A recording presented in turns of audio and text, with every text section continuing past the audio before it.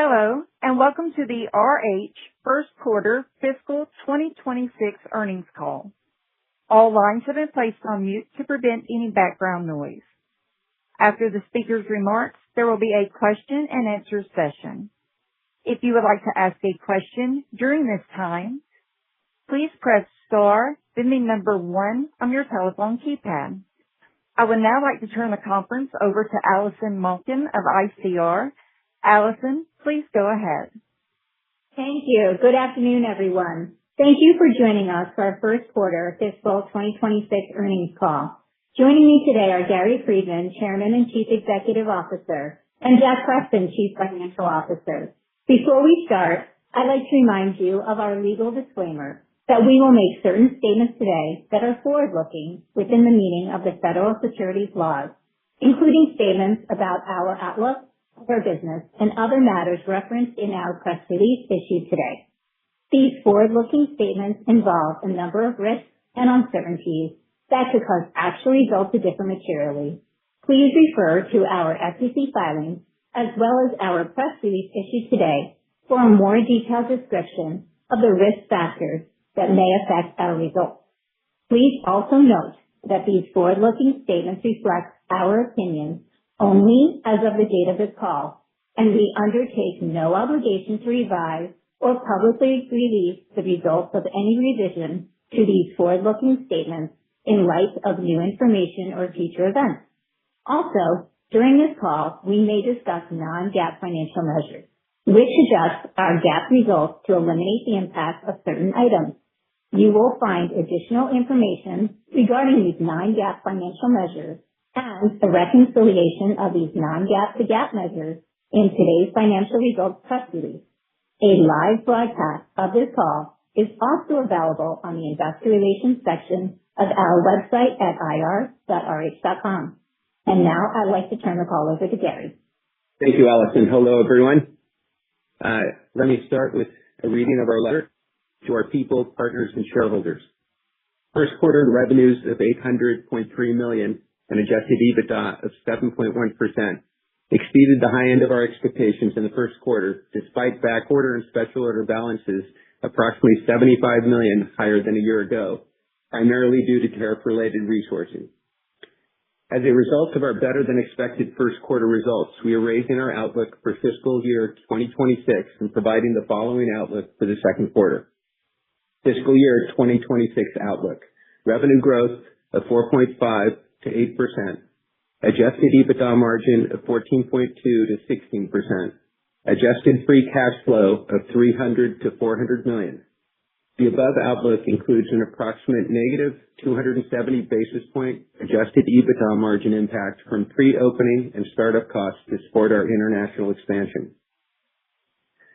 Second quarter 2026 outlook: revenue growth of 0.5% to 2.5%. Adjusted EBITDA margin of 11.5% to 13%. The above outlook includes an approximate negative 380 basis point adjusted EBITDA margin impact from pre-opening and startup costs to support our international expansion. The bridge from here to there.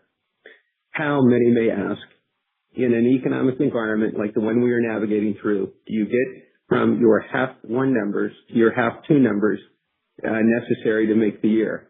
There are three parts that form the proverbial bridge to the other side, supporting the case for our business to accelerate from flat in half one to up 12% in half two, as we've done many times before. We've listed them below.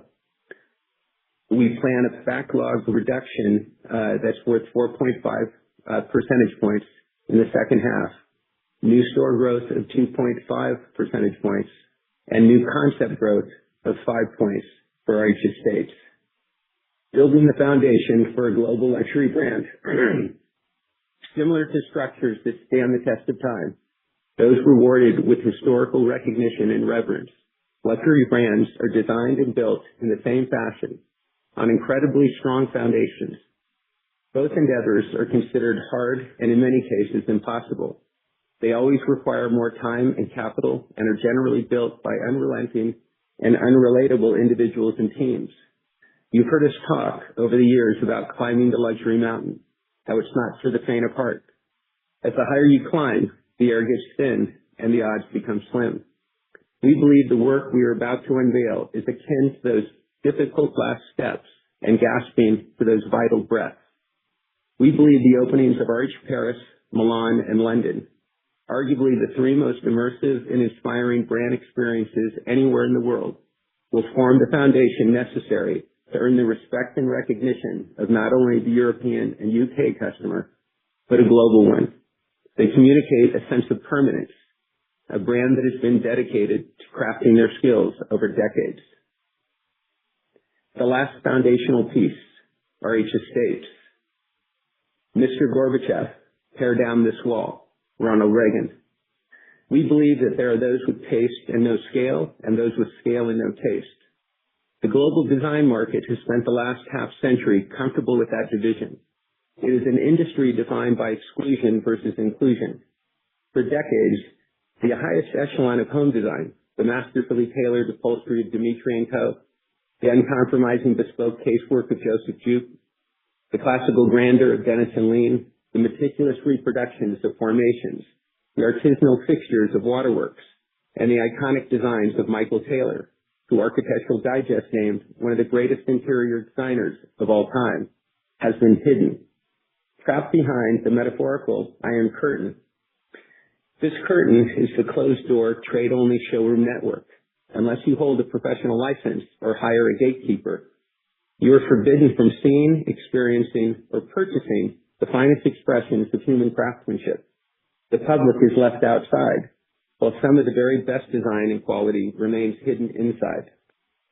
Nearly 40 years ago, standing at the Brandenburg Gate, a former American president looked out at a divided world and issued a defiant historic decree. Mr. Gorbachev, tear down this wall. Today, we look at the luxury home industry and ask the same. With the launch of RH Estates, we are removing the barriers that have segregated taste from scale. We are amplifying the work of the world's most elite designers, artisans, and manufacturers on our global platform.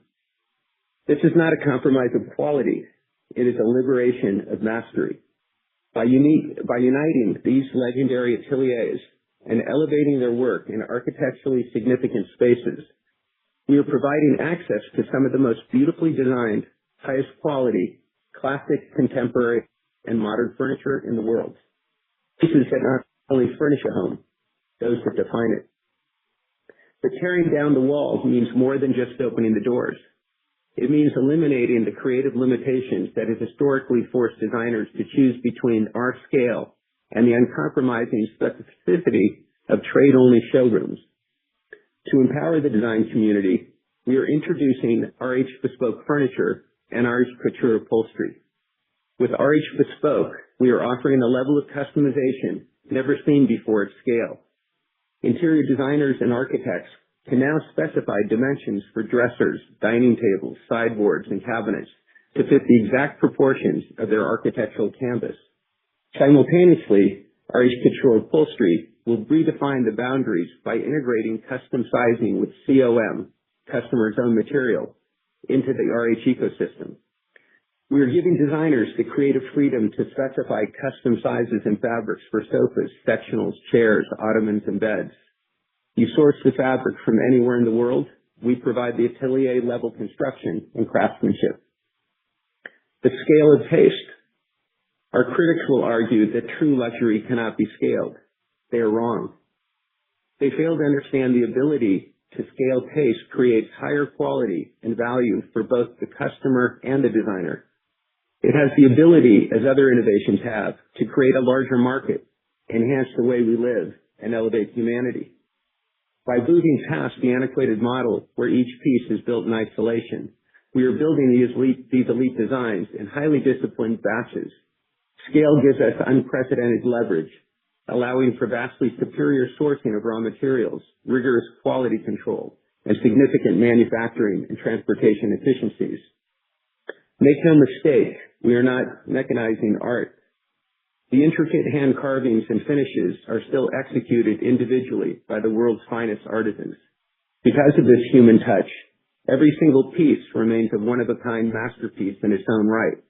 However, By integrating the fragmented supply chain and presenting these products on an equally unrivaled, inspiring architectural platform, consumers now have the access to a level of design and quality previously only available to a select few. A new covenant with the trade. We recognize the ultimate expression of our products requires the vision of incredible talent. To honor the design community, we are redefining how we partner with professionals. We are introducing an exclusive program for interior designers, architects, and trade members. The program ensures that professionals are compensated for the tremendous value and aesthetic clarity they create for consumers. We want to incentivize the world's best talent to build their canvases using our platform, creating a symbiotic ecosystem where design mastery is both accessible and rewarded at every level. The separation between taste and scale is over. The curtain has fallen. It's time to tear down that wall. Carpe diem, Gary. Operator will now open the call to questions. At this time, if you would like to ask a question, press star, then the number 1 on your telephone keypad. To withdraw your question, simply press star 1 again. We kindly ask that you limit your questions to 1 and 1 follow-up and return to the queue for any additional. We will pause for just a moment to compile the Q&A roster. Your first question comes from the line of Steve Forbes with Guggenheim. Please go ahead. Good afternoon, Gary, Jack. Gary, given the commentary around customization within the shareholder letter that you just went through, curious if you can maybe just give us a high-level view on what you think this really means for the brand's reach and addressable TAM, especially once you layer in that new trade program. Like how much of the market really gets opened up? I don't know if there's a way to contextualize it for us on how you're thinking about it today. Well, it really opens up on multiple levels. So one is, I mentioned on the video last quarter, the traditional classic market represents about 60% of the luxury home market. And today we're just vastly underpenetrated in that market. And if you look back, if you looked at an RH source book from 2014, I think it had 704 pages, and it was all classic, all traditionally based. And if you look at our business today, because of the evolution and the expansion of modern, then the evolution into contemporary as the trends hit, our brand, like many brands, and many of us grew up in the fashion industry. I grew up at the Gap, and so learning to build a specialty brand, you're generally keeping it in a very focused, kind of limited point of view, so it'll break through the market. And I think one of the things that I fail to kind of recognize, if you think about the bigger picture of the home industry, is the trends kind of lift kind of aesthetics during cycles, but the other things don't really stop selling. They just sell kind of less, because the architecture is really the driving force in the market. So, as we went back and just kind of studied, our history and said, look, what are the smartest things we've done? What are the things we think we missed? What could we have done better? Our view is that we could build, as I outlined in the video, build our business around the 3 major aesthetic kind of pieces, and that's traditional, contemporary, and modern. And we'll refer to it as estates, interiors, and modern. So this is, I would say, I don't know, there's maybe a chance that we might have given away over the last 12 years, 10, 12 years, $1 billion, maybe more. As we assess the market and try to go back and just do the math and try to extrapolate things. So that's one piece. And then I say, every time you do something new, it's not 100% incremental. There's going to be some level of cannibalization as you expand. a market, whether it's you're expanding product or expanding physically, in penetration, there's going to generally be some level of incrementality and there's going to be a level of cannibalization. Our view here, this is one of the most incremental things I think we've ever done. Modern was very incremental, but it was a very small market. When we launched RH Modern, the amount of modern architecture in the world, while it was trending and the world was moving in that direction, still it's a fragment of the size of this market. So that's how I think about the first piece. The second piece is looking at it not just from aesthetic point of view, but really a market point of view, a design and quality point of view.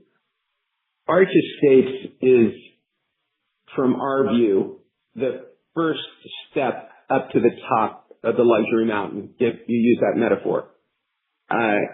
It is the highest level of quality and design that exists,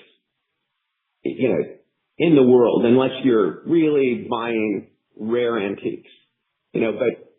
But if you think about the brands that we've aggregated over the last 5 years, and what we've learned over that time, and what we're bringing to market with Estates, which you guys have only seen just a little teaser. I mean, like such a little teaser. This is just a level of design and quality that is not available to the consumer. We own these showrooms, and one of our very best ones, or two of them, the door's not open to the public. There's a doorbell. So even if you're a consumer and you're walking down the street and you want to go in, you ring a doorbell and you may not be able to get in if you don't have an appointment, and if you're not, you're not a member of the trade, or and you don't have an appointment. So the design and quality, and then you've got the accessibility. Whenever we develop any product, we always do searches on the products. We'll do all kinds of visual searches across all platforms, right, to see who might have something like this.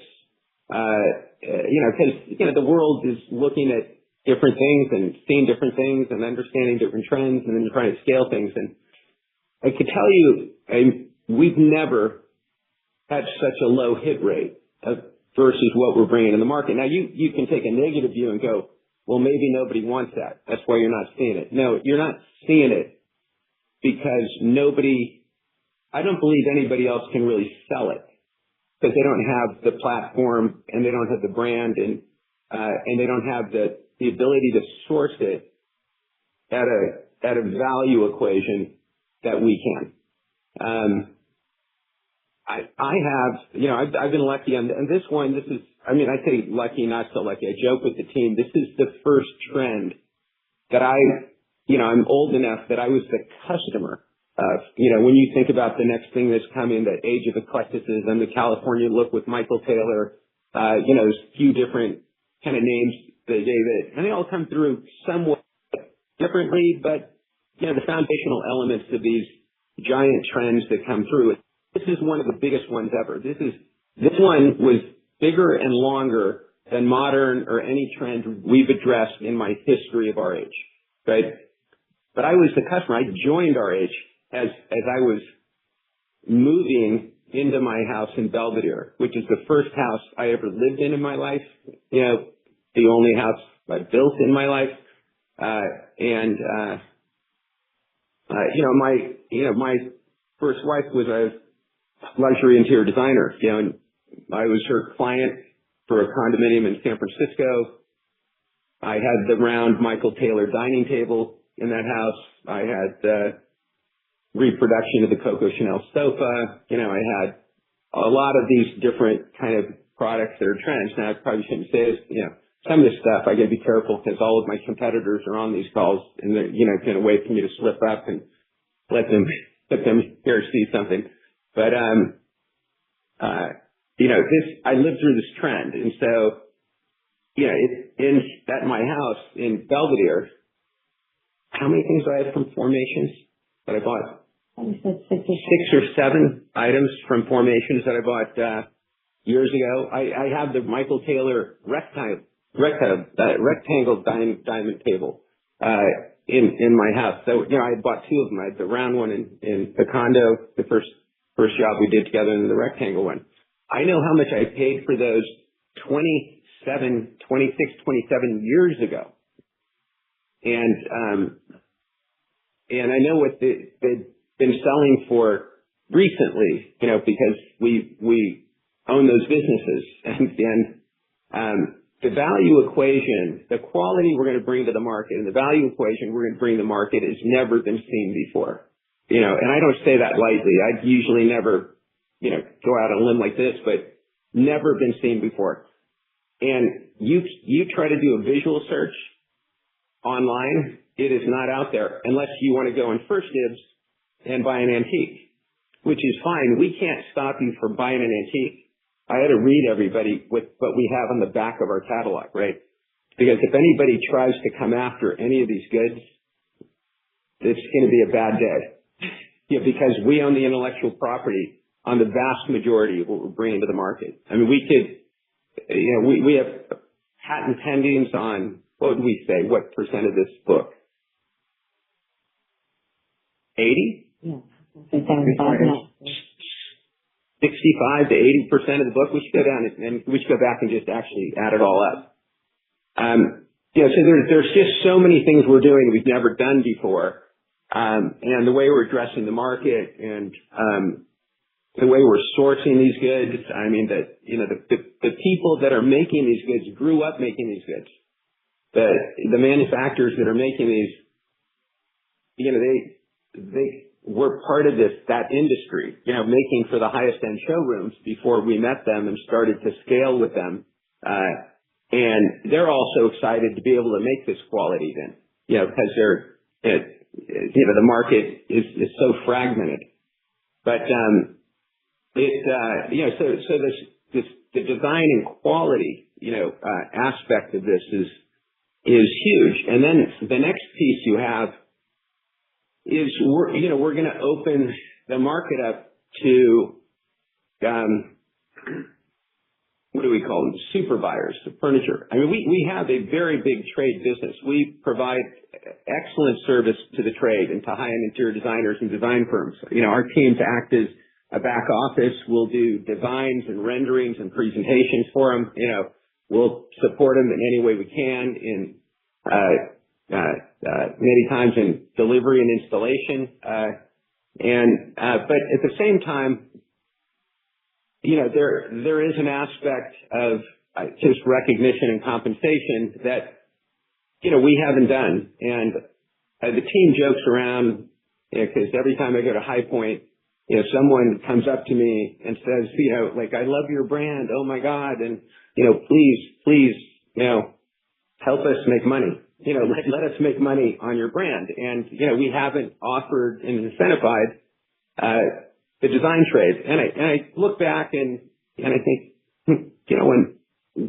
because I came from a, family situation that had interior designer, and I had the insight of looking at, just how, complex and difficult that was, and it was also, it was, not only was it not transparent, it was just not accessible. You couldn't get and see it, you couldn't buy it, and I just thought, over time, just making high quality goods available would, that the consumers would drive designers to our brand. And I think they have, but at the same time, there's really great interior designers that, they're running a different model. And, even, the mother of my girls, who was here consulting us, 10 days ago, 2 weeks ago, just give us the insight of a, high-end designer. She runs a design firm. And she said, listen, do I buy RH? Of course I buy RH. Do I want to spec that first? No.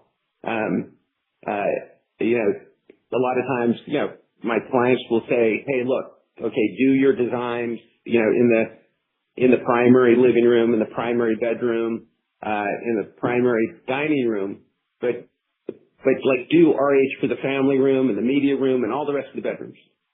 And she was saying, like, just mine, like, okay, I will. And, she said, but I'm thinking to myself, I can't make any money. Interior designers have a markup model, right? And an hourly model, but, they kind of need both to make the business work. And I think we haven't been an open platform, like that. And I think we are just overlooking kind of a super customer. I mean, they buy furniture all day long. That's what they do for a living. So it kind of doesn't make sense that we're not doing it when you really look at it critically. But I think it really makes sense here too, the timing of this, because, not only are we going to have this design and quality that is at the very highest level of the market, we're going to also empower the designers and consumers, for that matter, and all of our designers with the ability to customize and the ability to do COM and customer's own, material, and the ability to do all the things that they need or want to do truly custom work at the highest end. And I would say this is just the beginning, right? It's not the only thing we'll do. Someone asked me the other day, hey, are your prices going to be higher? Well, yeah, they're going to be higher. I mean, the quality's massively, higher, but it's such a tremendous value, but the price should be higher. This is not just, kind of smooth wood with a sprayed on finish or, a contemporary piece with curved edges. This is hand patinaed, hand carved, hand distressed, so many details to get it right. And every piece is a one of a kind, because of the handwork and how it's made.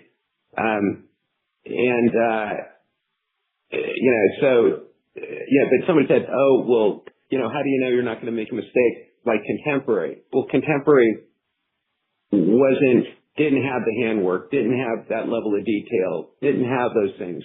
And we just, we were a bit arrogant at that point in time.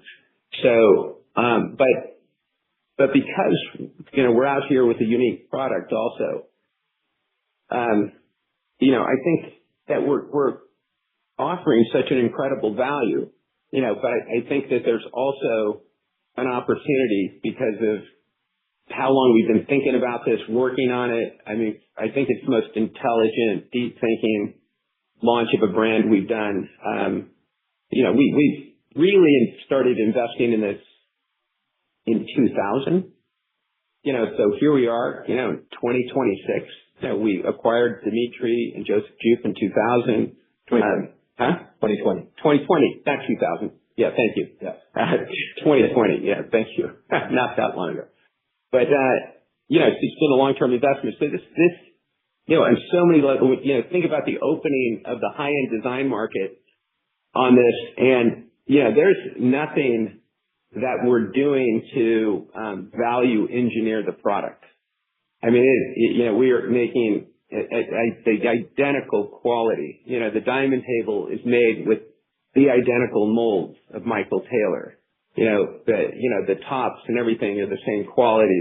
The finishes, that we're offering, the array of finishes is at a whole different level. You're going to see, when you see this book, is Bianski at home next week? What are we saying? End of next week? Early following week? Early following. Yeah, okay, early following week. We kept tweaking it, and we had a lot of last minute ideas to kind of make it better as we were working on it. But it was also taking us a little longer, because it required, different level of thought and discipline and, compositions and presentation to do it at the level that it deserves to be presented at. And so, a few weeks late to us, it's not the big deal. I know I read a couple of analyst reports that going, oh my God, it's late. Like, I don't know, like, was Tesla ever on time? It changed the whole car industry. So, it's not about like, hey, I'm rushing to mediocrity here. We're trying to make big moves that are industry redefining. And I think this is one of them. I think this is the biggest move we've ever made. It is fundamentally, different on so many levels and opens up so many dimensions of a market. But it also opens up the learning, right, that can be applied to modern and to interiors and so on and so forth, and thinking about how big is our market? Like when you think about what I just said about, my daughter's mother, and she said, customers will say, okay, do the primary rooms and then, use RH for these other rooms. Well, what's really interesting about that, our whole focus with the initial lens, the key part of the lens was, because we knew that, by the way. So we said, let's win the primary rooms. Let's make sure we get the primary bedroom. If we get the primary bedroom, we have the assortment to get the other rooms. Let's get the primary dining room. When you see some of the dining tables we have, you go on First Dibs and start at $250,000 with the most expensive dining table and go all the way through it, down to the prices we have it at. You won't find anything of our quality, or design. We went through all of it. We know every dining table on First Dibs, at every, competitor at the highest end, to, down. We spent a lot of time studying this market. The goal is, the dining room, the primary living room, the primary bedroom, but these goods can also eclectically be presented, in a very cool way. This thing, you'll see it when it's all presented. It looks different than RH today, but it does look like RH today. But I think you'll see a very big move. You're just going to see like, whoa. I think the design community is going to go, whoa, I didn't know they had this in them. So I know that's a long ramble, but, I'm so excited. If you guys want to talk for the next 5 hours about estates, you're going to have my attention. Thanks, Karen. And maybe a very quick follow-up for Jack, given the tariff refund commentary in the queue, maybe just help us or confirm whether or not any refunds are included within the guidance. No further refunds. The refunds started coming, but there's they've been kind of paused. You might be following some of that activity as far as the DOJ and how those are playing out in the courts. So, but as far as the guidance does not reflect the free cash flow specifically, does not reflect any further tariff refunds. Thank you both. Your next question comes from the line of Michael Lasser with UBS. Please go ahead. Good evening. Thank you so much for taking my question. I wanted to dig in on the 500 basis points of contribution that you were expecting from RH Estates in the back half of the year. So that's just under $100 million. What is the basis for that expectation? You've already alluded to the need to evolve some of the elements of the model or the way you interact with core customers like the trade. Do you think you need to make further changes to your customer acquisition engine beyond the legacy model of just simply mailing out a book and then expecting that the consumer will come, especially in this age where your competitors are going hard after social media and other forms of manners that they're reaching the consumer? Thank you. I don't know. They've been doing that the last 3 years, and we've outperformed all of them. So,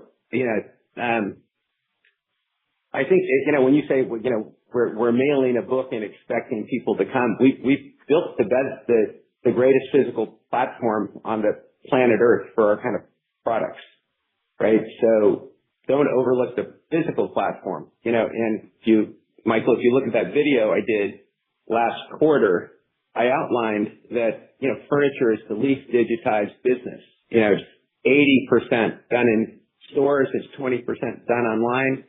At the luxury level, it's 95/5. So, this is a business you need to see, touch, fit in, comfort scale, all those kind of things. So, I mean, the book is just, it's a small way. We use it to integrate the whole thing. People look forward to getting our books. It's a physical thing. It's still, we have a digital book too, but we just don't, I'm just not a believer in following the trends of a lot of people that are following other people.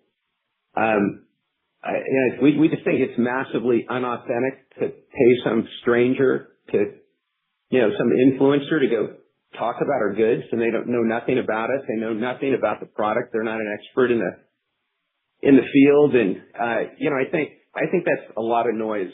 Maybe it's good for, building beauty brands to teenagers or, other stuff like that. It doesn't affect what I buy, and I have a lot of homes. And so I don't think it affects our customer, or we wouldn't be the biggest brand of our kind. We wouldn't have outperformed everybody. If you look at this last quarter we have, and if you look at us at over a 2-year basis or 3-year basis, over a 2-year basis, only West Elm has performed as well as us. On a 3-year basis, we're better than everybody. And West Elm just had, a great quarter. And I think they're doing a great job. And, if you look at anybody buying furniture, I tell people, when you go out there and bang pots and pans and try to get attention, doing inauthentic things, you're just creating noise. You're creating your own noise, and you wind up, chasing things and thinking that they're relevant when they're not, we've tried and tested different things, and we have a lot of data behind what we've done and, and why we're doing what we do. And, nobody thought we were smart to build the stores we did and the galleries we did. And, those turned out pretty well. Everybody stopped mailing books, and we're still mailing books. Yeah. The only difference, like right now in a point in time, you can put our model against anybody, put it against today's very best customer, back out our investments in international expansion, back out our investment in building estates, which is not like some little introduction, of a, 80-page book, that 5 or 7 years later, you wind up with one store. This is, we're making serious investments, to build a platform unlike anybody else, and so, in a down market like this, is our model not going to look as good? Yeah.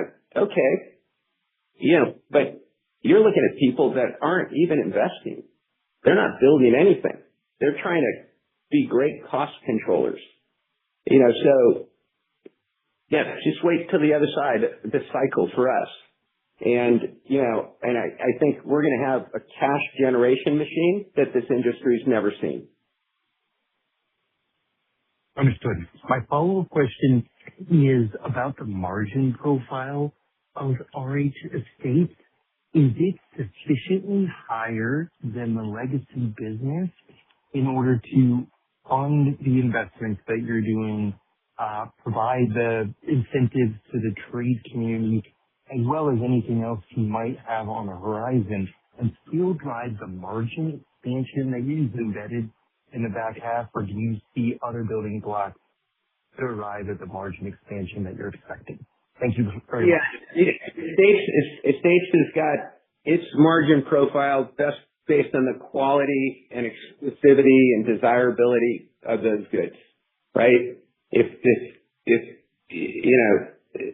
you've got a level of design and quality and scarcity, and build desire, who knows what the margins will be. I think we determine our margins based on a competitive nature.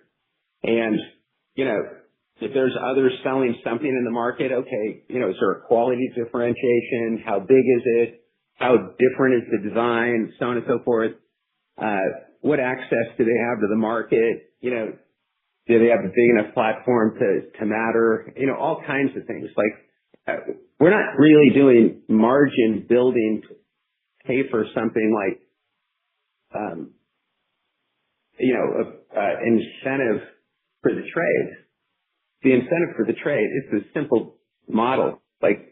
We give X and we need a list of Y.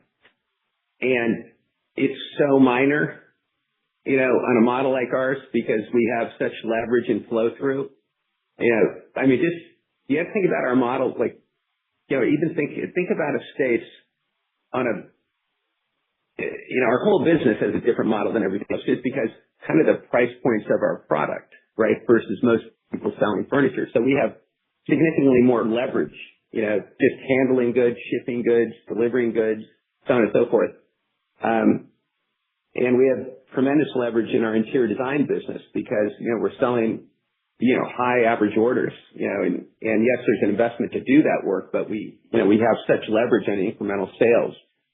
And again, it's a little masked today because of the investments we're making, in international and, in things like estates and so on and so forth. But,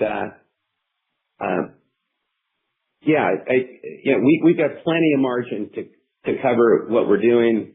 We'll have plenty of margin growth going forward. Like I said, we're looking at our, what we believe, the cash generation model of this business is going to look like because we think that's the most important metric. And I think as we move past the peak investment cycle, this year and we believe our top line is going to inflect up, kind of irrelevant of what the external market does unless it really, look, if we get into a war that massively impacts, the economy, the inflation, so on and so forth, that's going to, it's going to put pressure on everyone. Those things happen, but we don't need a big move in the housing market to grow. We don't even need a move in the housing market. I'm not counting on the guidance we just gave everyone. I'm not counting on the market getting any better.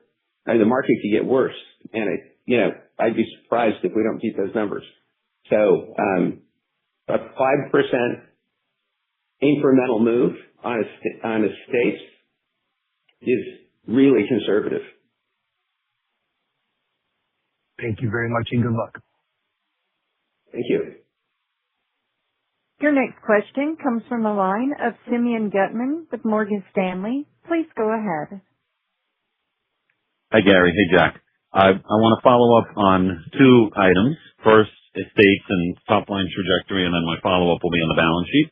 So first on estates, can you give us a sense of sequencing how much of the collection is being launched? I assume it'll be continuous. What percentage of items on floors and galleries will be estates? When should we expect that fully ramped? And then should we be seeing the customer deposit line pick up a bit, not just from these back orders, but from estates? And then I'll wait for the follow-up. How many questions did you just ask her? I'm on track. That was good. I mean, I just saw you in Milan. So I thought you asked me all the questions you might have had. You probably have maybe everybody on the phone should ask you questions about estates. You're one of the few people that saw it set up in Milan. But okay, so the sequencing of the products coming in the stores, we will be kind of terracing in stores. When do we get to like 60% of the sales, 65%? What was that? September. End of September.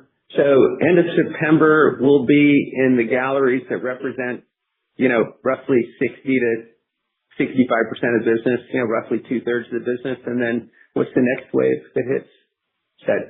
Pretty much every month. Every month. So every month we December. kind of have. So December will be all galleries. Yes. Our second mailing of estates will be in the early part of November. And that will be a pretty meaningful expansion of the assortment. So you'll see us building this assortment over the next couple of years. And then the custom. Oh yeah. Yeah. So should we expect deposits to tick up? I mean, they follow our business. So as revenues grow, demand is driven, the customer deposits tick up. Yeah. So then I'll put the follow-up. It's two parts in the follow-up. Should the deposits already be ticking up as these back orders exist, or no, that was already in deposits? And then just thinking about balance sheet, like the business improves and inflects, as you said, Gary, there's a lot of leverage in it. The balance sheet cash flow stuff should resolve itself. But can you remind us, the path to getting debt-free by 29, is there an update? What other steps are you taking to get to that? How much of a priority is it versus just letting the business now, let the estate collection speak for itself and then drive the natural deleverage of the business? I think we were pretty clear. It's a big priority. And, we outlined asset sales of, $200 to $250 a year over the next 2 years. We just completed a transaction inside our Aspen real estate where, we sold some properties to our partner and, sold the property to us, and we now have more independent control across a lot of properties that we can monetize more quickly than less quickly. How many properties did we take control of again? 8 or? 8 in total. 8 in total. We have 100% control now. So, we don't have to work through, JV and a partnership to kind of monetize things. And, Dave Stanchak is back, and Dave knows how to get deals done, buying or selling. And we were, holding, also have real estate outside of the JV. There's that, and there's, the business performance, there's the spending, inflection down, deflection, I guess, call it, or, so there's Jack, I don't even want to jump in with anything, but, it's really the spending comes down, the sales are going to go up, we'll have asset sales, and free cash flow will build through that time period. So again, I think it's just reiterate what Gary said, which is it remains a priority. The exact timing of being debt free. I mean, again, it's our target, it's our goal. But I think importantly, just that making progress on those initiatives. That's what we're focused on. Yeah, and I think we have a history of being relatively creative with capital markets. We've had a lot of good timing, before this, 4-year downturn of the housing market. Our buyback wasn't as well timed as maybe our other buybacks, and in our, capital approach to it, I wish we would have locked it in, but we didn't. And, many, big banks that you guys work for told us, oh no, you don't lock it in. Interest rates aren't going up. Oh no, there's just one little move. And all of a sudden we had the fastest rise of interest rates in history, of our lifetimes, so, you don't always get these things right. But, when our stock gets to the right levels, would we exercise, convertible options to take down debt and move debt? Like, we have so many ways to work the balance sheet to do things. You don't want to do any convertible debt, at this level. But, we don't think our stock's going to be at this level very long, and we think it's going to move, with our business and as we execute. And, and again, we're kind of on the other side of the cycle. We're in our most prolific spending period of all time. And, and unfortunately it was, post-COVID, and we're building some of the most important things we've ever built, and it all costs, a hell of a lot more than, we would have built it pre-COVID. So, unfortunate timing, but nonetheless, all kind of short-term things to navigate around. I mean, once you spend the money's behind you, right? And, I look at it and I say, yeah, I mean, there's some people that want to focus on operating margin, and we're going to carry a lot more depreciation, but, for investors who want to focus on that line, all right, focus on that line. Maybe some people are going to be a few hundred basis points better than us. But we're going to be focused on EBITDA and cash flow. And I think, the smartest investor is going to be focused on that line. And, and that's where we're going to be able to create, I think, the best returns in this industry. Thanks, guys. Product looks great. Good luck. Hey, thanks, Simeon. Your next question comes from the line of Max Rocklenko with TD Cowen. Please go ahead. Great. Hey, really thanks a lot. there, Max. Appreciate it. Thanks for taking my question. So as a follow-up, as you guys exit the investment cycle following the opening of London and the rollout of states, how should we think about what that margin inflection could look like over the medium term? You've obviously provided a second half outlook, but how should we think about the medium-term margin power as you do start to benefit from the investments that you've made over the past few years? I mean, I think we gave you a longer-term outlook, and, we believe that's, the right outlook and the right To refer to the video. timeline. Refer to the video. Yeah, we've kind of laid all that out.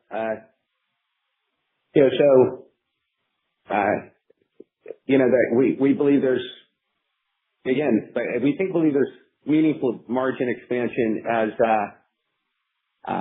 whether or not the housing market gets any better, just because of the cycle and, coming around and the growth that we expect from these investments. And,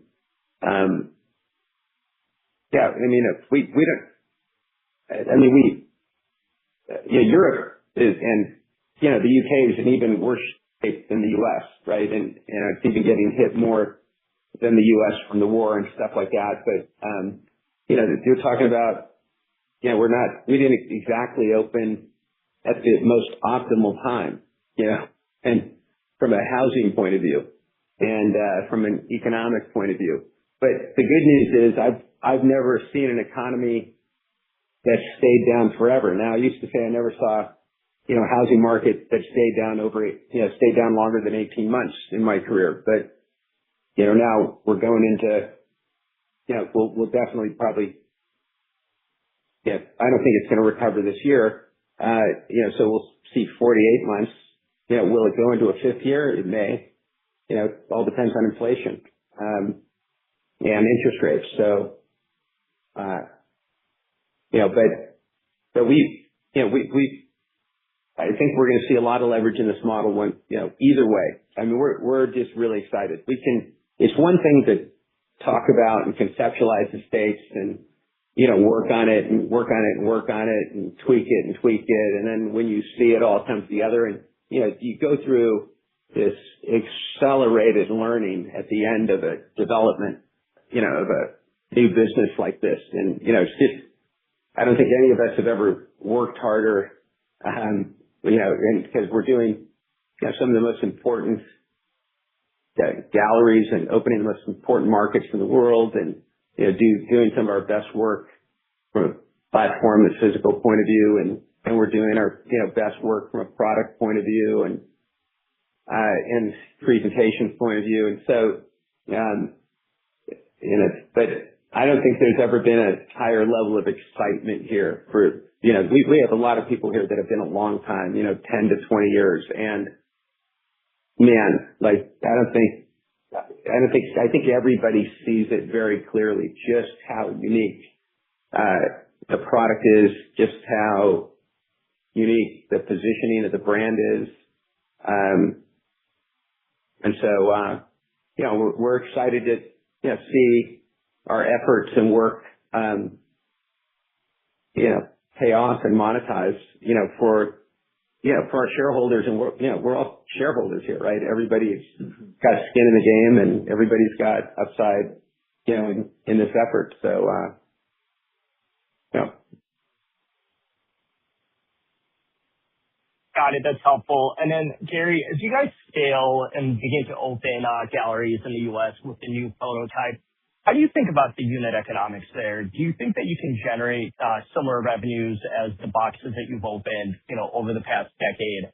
And then should we assume that the new galleries, because they, are going to cost less, should get you higher unit margins as well? Thank you.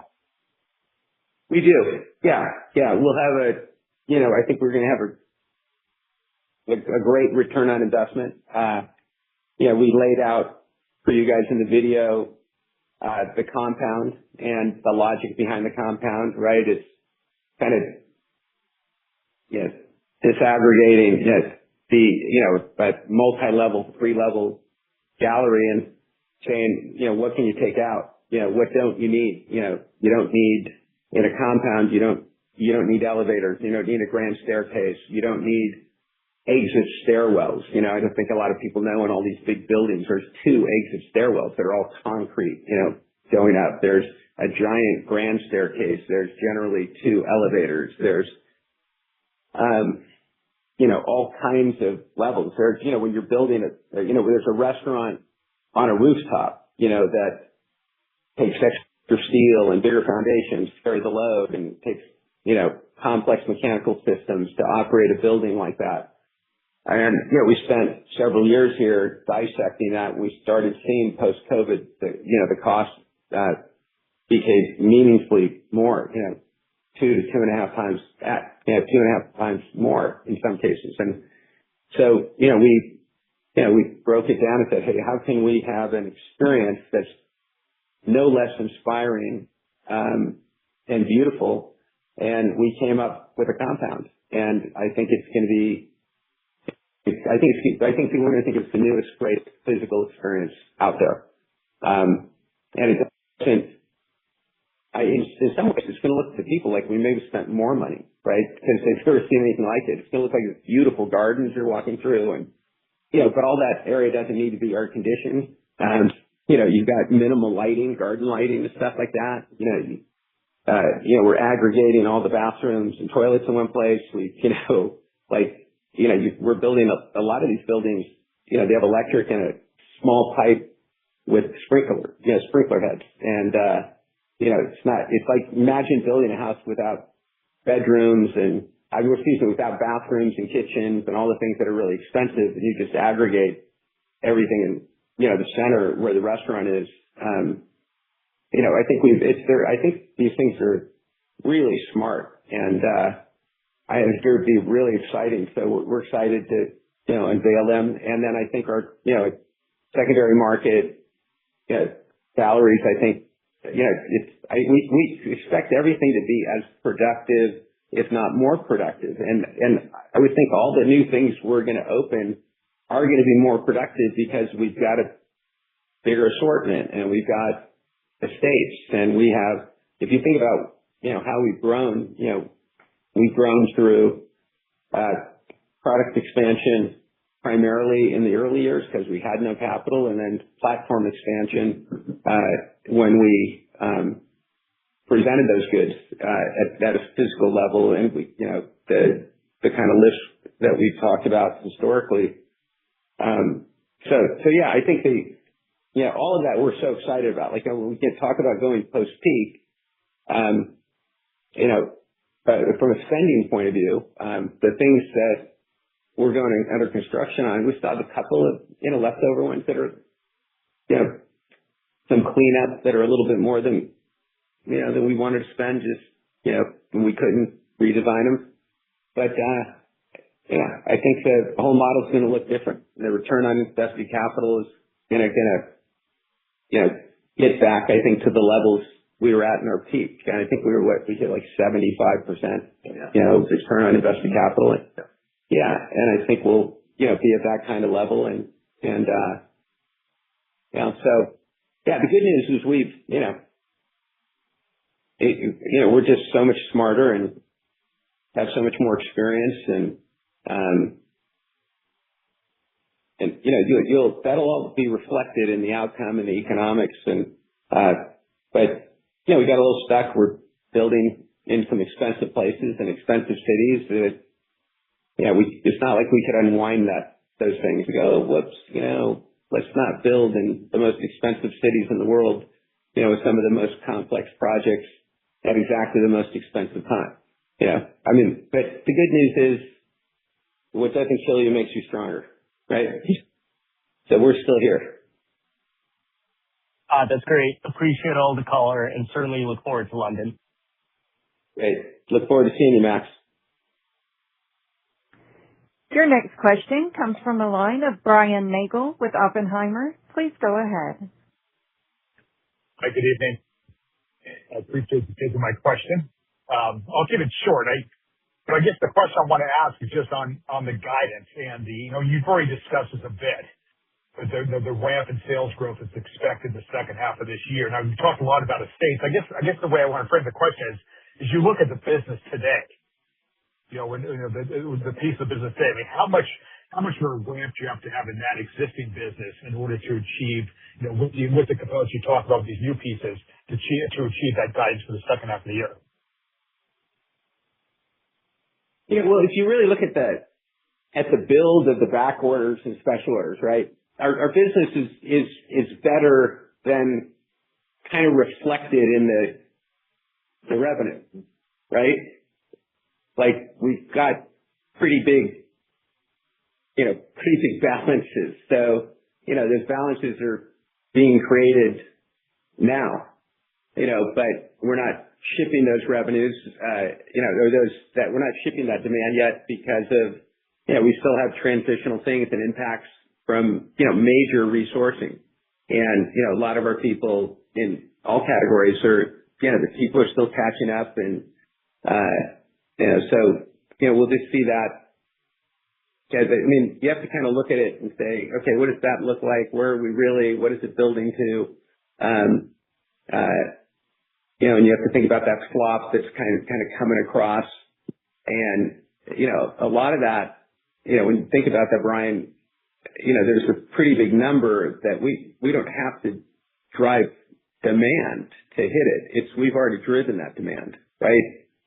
And you've got a big chunk of business that's going to just flop over to the second half. That makes sense? No, conceptually it makes sense. So I apologize, but have you quantified that piece like you use your term, Gary, the piece of business will flop over to the second half? That's already there. Yeah, have you quantified that? That's in the little table. Yeah, in the letter. It's the $75 million or 4.5%. Okay, so that's in the demand now. Okay. Yeah, no, that's in the demand now. We're not reporting demand, but we're reporting revenues. But all that $75 million is on our books and will ship. Again, that's back orders and special orders over and above a normal rate. We always have back orders and special orders in our business. But this is elevated because of unnatural things happening between or things that are taking more effort, like resourcing, transportation impacts, whatnot. So that piece, that elevated piece over sort of normal, quote unquote, is what Gary and I are talking about for the second half. That's 4.5%. Yeah. Okay, that's helpful. I appreciate that. Thank you. Yeah. Thank you, Bert.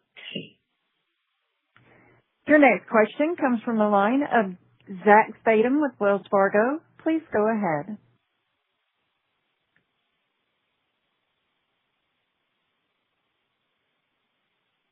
Zach, are you on? Zach, your line is open. Hey, sorry about that. Good afternoon. So first question on the initial response from Milan and your expectations for year one in the market. And now that you have galleries open in both Milan and Paris with London around the corner, any revised thoughts on sales trajectory from the three? And if you think New York is a good benchmark for what those markets could look like? Yeah, look, I think they'll all be great markets over time, and we've got to build the brand and, build the customer base, build our design business, continue to build the pipeline. And, I think I used before, with the ramp, the first one was RH England, and that's been open the longest. And, what that's ramped to, in a not a great economy for the home business in the UK, but, in a store that's 2 hours outside of London with not a lot of people around. So, it gives us high hopes. And we have greater brand awareness in London for two reasons. There's a lot more expats. There's a lot more people that have lived in New York and gone back and forth. A lot more people that know the brand. They, everybody speaks the same language, so on and so forth. So we, meaningfully higher brand awareness, and we've been open out in the, in the Cotswolds, the English countryside, for 3 years. So, and then, kind of just getting started in Paris, and we're, just kind of open in Milan, and we like what we see. We like the responses that we're seeing, and the key for us is build the design books and, get the ramps. And, so I think we're going to, as these mature and grow, I think we're going to like the outcome. But I think London, I was just talking to the team about this, London is kind of the accelerator for all of it, right? Because everybody goes to London. It's, it is the financial and, hub, and, if you were going to be in one place, you'd be in London. And if you were going to be two, you'd, be in London and Paris, or London and Milan. They're pretty close, but for slightly different reasons. Milan is the center of the universe for the, the home design business because of Salone and Design Week, and, and the eyeballs you can get, that not just from designers and, but from true customers that fly in with their architects and their interior designers, and, they're shopping from all the brands at the shows. So, I think it's, look, I think these three are the core of the platform. These are the three key things. This is the foundation of building a global brand outside of the United States of America, right? And I think I like to say, someone told me once they heard Bernard Arnault was asked the question, how do you build a brand in China? And apparently his response is, you build great stores in Paris, London, and New York. And so we've just done it backwards, and we threw Milan in there because it's so important for our industry, right? And so, yeah, it's really, once we get London going, I think the whole thing is like game on. I think London will create the biggest echo, it's where we're known the most. It's where we should ramp the fastest, do the most volume. And because everybody travels into London for so many different reasons, you've got a huge Middle East, customer there that, lives between London and, in the Middle East, and the U.S. for that matter, that I think knows our brand and is going to respond to our brand. And I just think the echo of London is going to amplify Milan and Paris and every other gallery that we've opened. Thanks for that, Gary. And just a quick one for Jack. I think the opening costs in Q1 you said would be about 420 basis points if that ended up being the case. And for Q2, you're guiding, I think, 380 basis points for London. Could you just help us out on which of those costs should we consider transitory and come out in the second half of the year versus costs there that are now in the base and will persist? Q1 ended up 450, so right there with the 420. We're not guiding specifically the quarters. So you got the year at 270. I guess you can back into some math as to a 450 and a 380 and how they average out to a 270 on the year would be one way to approach it. And that delta being, transitory, being, but let's call it mid 100s, in the back half. And, the delta between that and, the numbers for Q1 and Q2 are the transitory sort of pre-opening driven related to the openings. Got it. Thanks for the time.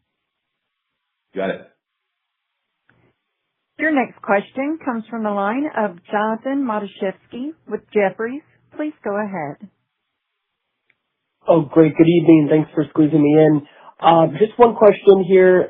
Gary, could you share some context on why now is the right time to pursue a loyalty program that compensates your trade clients? Presumably, you've maybe considered this pivot in the past. What makes now the right time to roll this out? And if you could discuss maybe just the overall growth trend in your trade business in recent years relative to the end consumer business, that would be helpful. Whether trade has been outperforming consumer and this is the playbook to supercharge it, or has trade been underperforming and this is a way to improve the trend? Thanks so much. For those competitors that report trade, I think we've been overperforming the last 3 years. We've got a very strong trade business. We have great leadership, great teams, very high quality people. They're, live and breathe our values, that have built great organizations. And, it becomes a supercharge. Look, I'm the guy that we used to have a trade incentive program, and I took it out against, a lot of people's debate. And so, but when we were making the move to membership, and I just, is it the right call or not? I don't know. Probably not, now that I, reflect on it with, with the wisdom I have today, versus what I saw and felt in, what was that, 2016, right? Yeah, 10 years ago. I just don't think I was thinking about it correctly. And why is now the right time is because of the States. Because the States opens up the very top of the market for this brand. No other brand has goods at this level of design and quality. No one at the retail level. They may tell you they do, like they've probably never been into these businesses that we bought. And so we, and we've taken what we do really well and amplified those assortments. So like you're just going to see things you've never seen before. And, dimensionalized in a way and presented in a way just doesn't exist. So, why wouldn't you want to open up the best interior designers in the world to what we're doing today? I mean, like we're just smarter, honestly. Like I look back and if I said today, if I knew what I know today, would I have made the same decisions? No, I would not have made the same decision. So I'm smarter today. I know more today. I have more knowledge.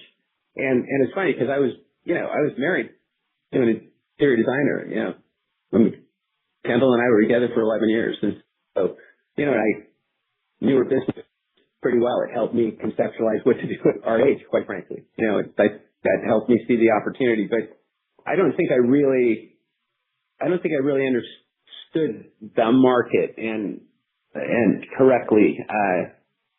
And it's changed too. There's more and more people that, you have growth and wealth, right? There's more and more people that have the financial ability to use interior designers.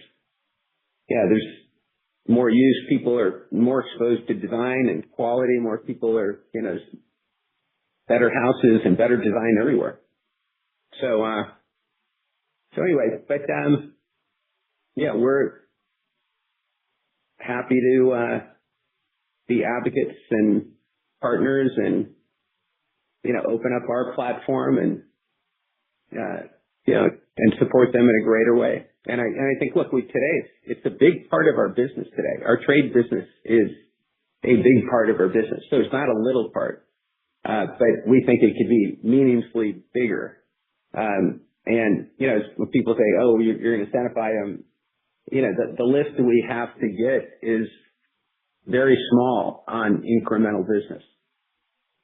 I mean, we have with massive flow through on this model. Thanks and best of luck.